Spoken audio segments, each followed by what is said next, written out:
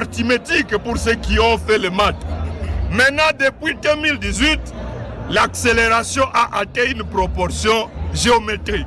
La question que j'ai voulu poser avec la population de Goma, quelle sera la situation du Nord Kivu après les élections de 2023, dans un contexte où il y a deux facteurs importants, même trois. Le premier facteur, c'est que le Rwanda a dévoilé ouvertement, le 15 mars dernier, les raisons pour lesquelles il nous fait la guerre depuis 1998 jusqu'à ce jour.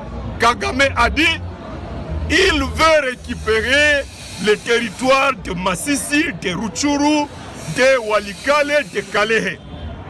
Est-ce que si nous allons aux élections du 23 décembre 2023, est-ce que nous ne serons pas en train de légitimer la menace de balkanisation que le Rwanda fait peser sur notre pays? La deuxième particularité de la situation d'aujourd'hui, c'est que les populations de Rutshuru, de Masisi, n'ont pas été enrôlées. Non seulement ces populations-là ne vont pas participer aux élections, mais même les leaders politiques de ces milliers ne vont pas participer. La conséquence directe, c'est que d'ici le 4 août, la CENI va convoquer le dépôt de candidature à la députation provinciale. Mais si Lubero, Butembo, Beni, Goma élisent des députés provinciaux et que Masisi et Rutshuru n'ont pas de députés provinciaux, il n'y aura pas d'assemblée provinciale qui va siéger à Goma. Et parce qu'il n'y aura pas d'assemblée provinciale au Nord Kivu, il n'y aura pas de gouverneur civil qui sera élu. Il n'y aura pas de gouvernement civil. Et donc ces députés-là vont rester sans travailler de la même manière que les députés de 2018 restent sans travailler depuis l'état de siège. Conséquence, l'état de siège va continuer où le gouvernement se propose de désigner ce qu'ils appellent des commissaires spéciaux. Mais c'est la même chose. Et si l'état de siège va continuer après les élections, ça veut dire les tracasseries fiscales, la multiplication des taxes va continuer. Ça veut dire que la spoliation des terrains de l'État, des parcelles des particuliers va continuer. Ça veut dire qu'un seul individu va continuer à élaborer seul le budget de la province, l'exécuter sans contrôle. Ça veut dire que les élections du 23 décembre n'auront servi à rien. J'ai donc proposé à la population de Goma ce qui sont. L'un des dangers que ces élections, l'organisation de ces élections présente, c'est que tous les partis politiques, tous les leaders politiques du Nord Kivu sont focalisés sur les élections. Plus personne ne se préoccupe de la libération de Masisi et de Rutshuru. Même les acteurs des mouvements citoyens, ceux qui étaient en train de mobiliser pour les manifestations, ils sont candidats, ils ne sont plus en mesure de mobiliser. Les animateurs de la société civile, pareil.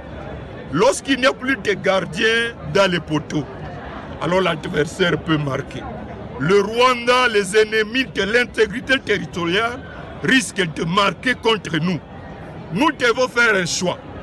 Est-ce que notre priorité consiste à être député, à être ministre? Lorsque le Rwanda a fui, les Rwandais ont fui leur pays en juillet 1994, il y avait des députés au Rwanda, il y avait des ministres au Rwanda, il y avait des PDG. Ils se sont retrouvés réfugiés, en train de mourir dans les rues de Goma. Ça ne sert à rien d'être élu député, ministre, si nous perdons le Nord Kivu, si nous perdons Goma. Ma proposition est simple. Que toute la classe politique du Nord Kivu accepte de décréter un cessez-le-feu politique. Nous disons à la CENI et au gouvernement que nous n'allons pas déposer nos candidatures à la députation provinciale parce que nombreux ont déjà déposé à la députation nationale. Parce que sans Masisi, sans Rutshuru, la députation provinciale n'aura aucun résultat. Nous exigeons que le gouvernement et la communauté internationale fassent des miracles pour libérer ces deux territoires. Est-ce que c'est possible? Chers amis, c'est possible. Nous avons au Nord Kivu 14 000 militaires sous la MONUSCO. nous avons 5000 EAC. On nous annonce l'arrivée de 1000 militaires de la SADC, l'arrivée de 500 militaires de l'Angola. Nous avons plus ou moins 5000 Wazalendo. Nous avons 21 000 FARDC. Ça fait au total 47 000 militaires. Comment 47 000 militaires peuvent être incapables de libérer un seul territoire de Rutshuru, de libérer les 3 groupements contrôlés par le M23 à Massissi sur le 19? Ce n'est pas un problème militaire.